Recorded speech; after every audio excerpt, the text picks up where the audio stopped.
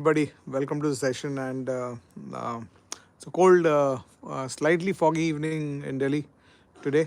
And today's session, I'm talking about quantitative aptitude key strategy inputs. This is a follow up to what I did yesterday. So those of you who are watching this one, please also watch this in conjunction with yesterday's class. It's a class only in the sense that I'm going to talk to you about how to prepare for quantitative aptitude. So let me first summarize the issues I had talked about yesterday.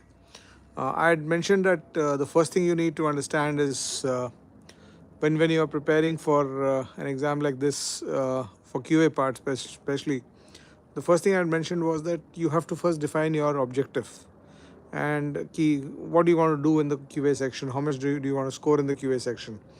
And that objective comes out of the overall objective, how much you want to score inside the cat. When I talk about score, I don't mean to talk about percentile. I mean to talk about the score, the net score. Because if you the way the cat works and the way all other exams work, all of the exams of these nature work, is that if you take care of your percentages, your percentiles will take care of themselves. So if you take care of your percentage, your percentile takes care of itself.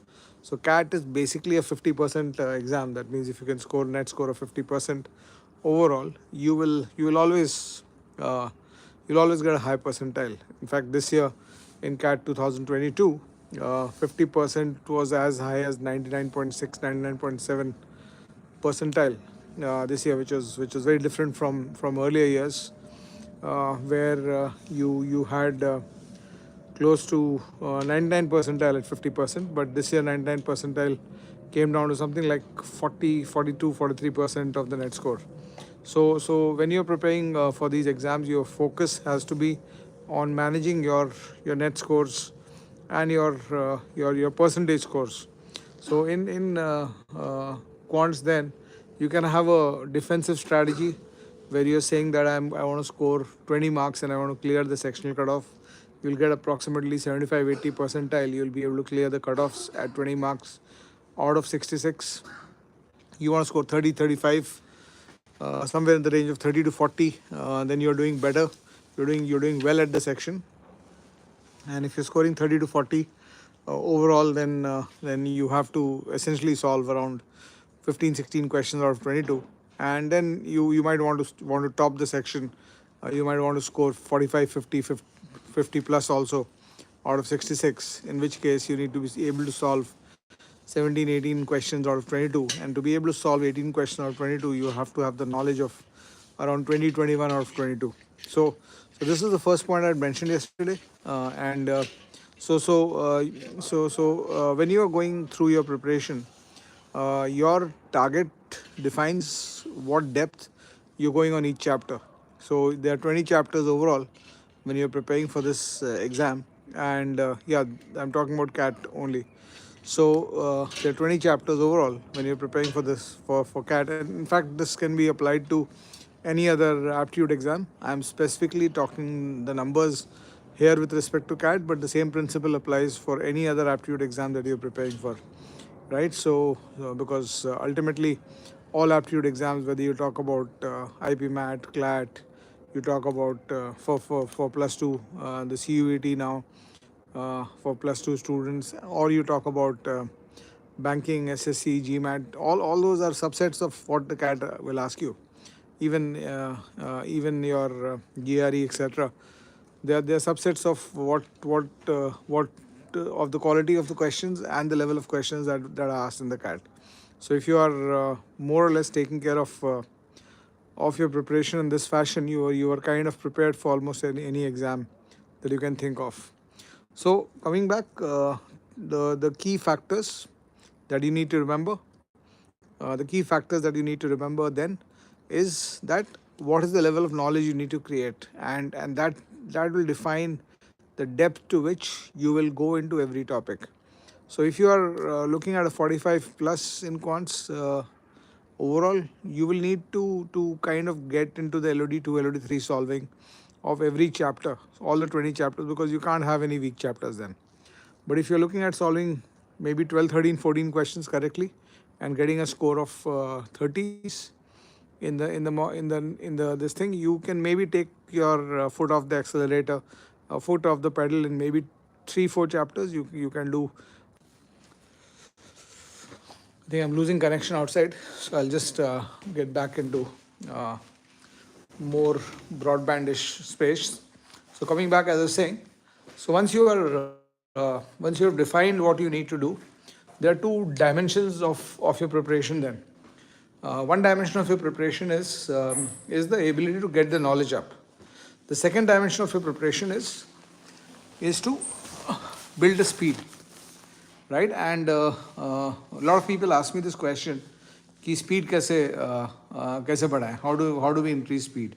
So my answer to that, my standard answer to that is that you can only raise speed after you know how to do it. You cannot run unless you learn to walk.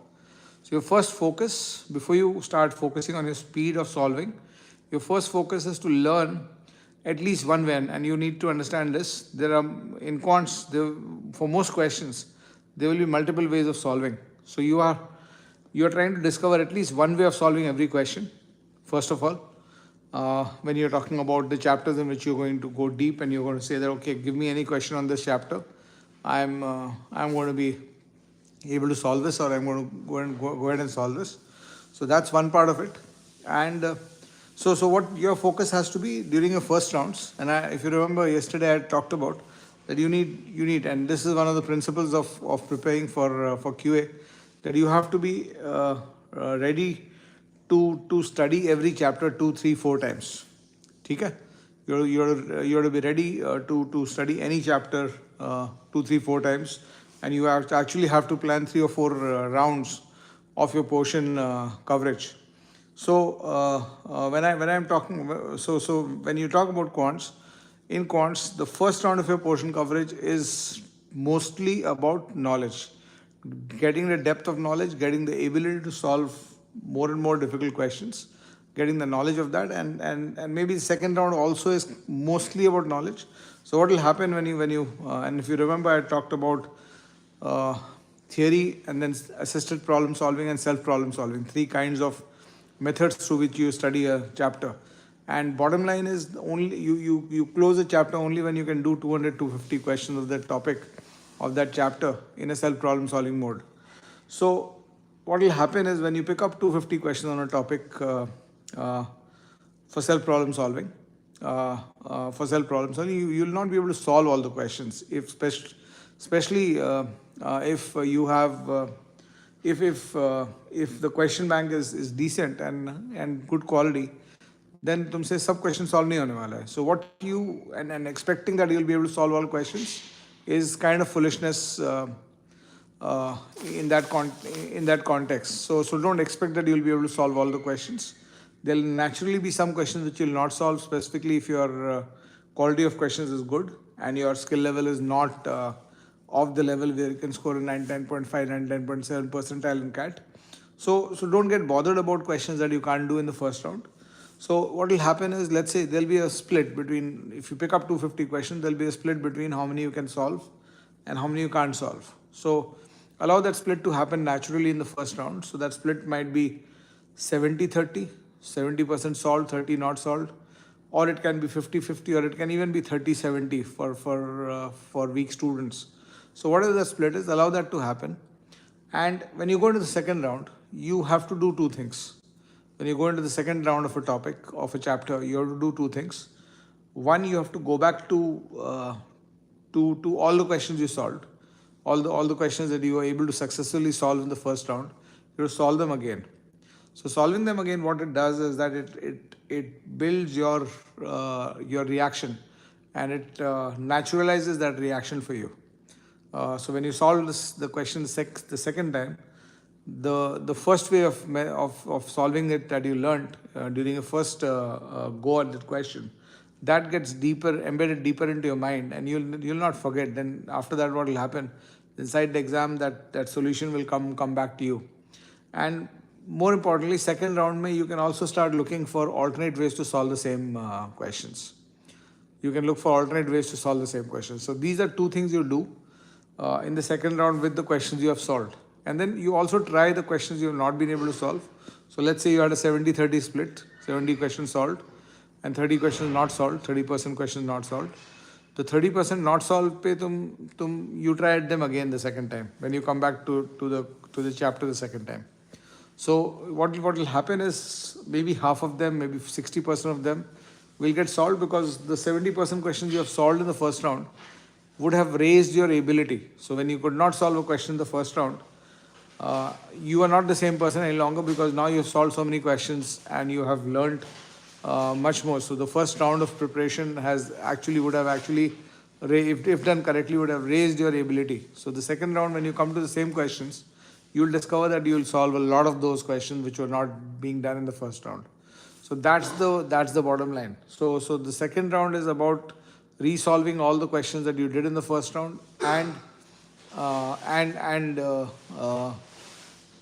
trying the questions which you are not able to do in the first round the second time, right? And for most people, by the end of the second round, you will have a 90-95% hit rate on the questions. But in case your hit rate is less than 90%, 95%, after second round, you might just need one more round to get to that level. So even the 30-70 people who are able to solve 30% to start with, and not able to solve 70%, their progression typically by the end of the second round will be 50-55% solved and 40-45% not solved. And by the end of the third round, the third go at the chapter, you will be able to get to 75-80 at least, and 20% not solved. So that is how you actually go about it, right? One more word. Somebody was asking me yesterday about previous year questions. CAT ke previous year questions are available from 1999 to 2008. Of course, they are available before that also. Thank you so much, Deepak, for your wishes.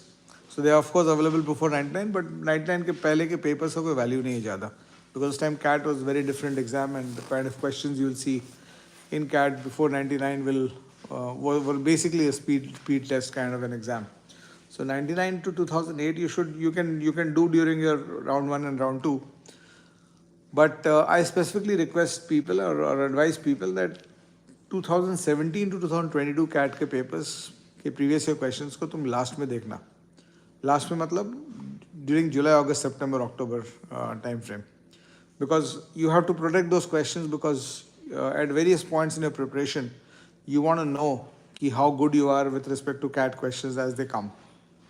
So you got only one opportunity to do it. So if you finish the CAT questions in your first round itself, what will happen is later in June, July, August, when you want to find out whether you need more work in a chapter or not, you will not have the CAT questions to check that. So you'll have to simulate other questions, and simulation is not as good as the original. So my advice is keep the 17 to 22 CAT papers untouched. If you're going for CAT 23, only test them in July, August, September as full length tests, and then be ready for. You have to cover them definitely, but in July, August, September. 99 to 2008 papers you can do during the first 6 months also. Chalo, so that's about it, what I wanted to mention. So that completes what I was talking about yesterday. It completes these two sessions together complete this thing. Mostly coaching material have recent CAT questions. That's a good point, but that should not be the case, right? So in my book, I don't do that, right? So it's not the right thing to do in terms of the preparation strategy and the preparation process, right? So that's it for today. I'll talk to you about. I'll take your questions tomorrow. We'll do an Ask Me Anything session tomorrow night, and a lot of questions I have not answered. And if you want any answers to questions, you can of course put it on the comment section of the video, and I'll make sure that I answer them tomorrow. I've got this thing. There are a lot of people who will keep doing stuff. I really do not know about them in terms of what they're doing, etc. Right? So I personally believe in doing my work and allowing the world to exist as it is. Chalo, see you then. Bye-bye. Thank you.